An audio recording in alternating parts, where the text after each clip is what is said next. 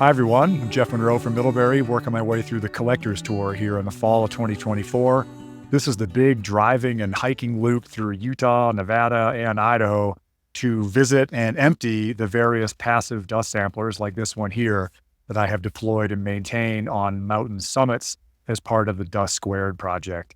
Right now, I'm in the northern Uinta Mountains, just south of the Wyoming border in northern Utah. And this is dust collector number 7. This was deployed here in October of 2015 to represent the dust system on this side of the Uinta mountain range. I've talked in a bunch of previous videos about how important dust is for the formation of soils in mountain environments. This particular summit has a really well-developed soil and has a just spectacular bloom of alpine wildflowers in the summertime. I can see remnants of many of them here on this cold and blustery October day. And I use the data from Dust 7 as well as Dust 5, Dust 8, and Dust 1, all of which I've been to in the last few days, in a study several years ago to try to put a number on just how important dust is to soil formation at the eastern end of the Uinta Mountains anyway. I did that by looking really carefully at the geochemistry of the dust, very carefully at the geochemistry of the local bedrock, and then also looking at the properties of the soils themselves. The soil is some kind of mixture between dust and rock. It's not 100% rock and it's not 100% dust. It's somewhere in between. And so I found various aspects of the chemistry that were extreme in the dust or extreme in the bedrock with the soil somewhere in between.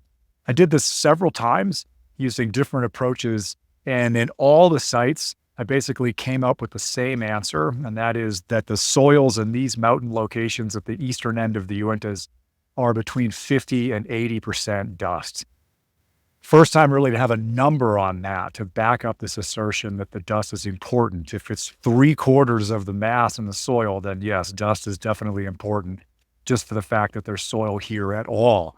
It's also important in terms of the fertility of the soil. The bedrock here, all this purple rock that's around me, this is the Uinta Mountain quartzite. As the name implies, the most common mineral in the quartzite is quartz. And when quartz weathers, it doesn't release any of the major or micronutrients that plants really need. It doesn't have any calcium in it, doesn't have any phosphorus in it, and so on.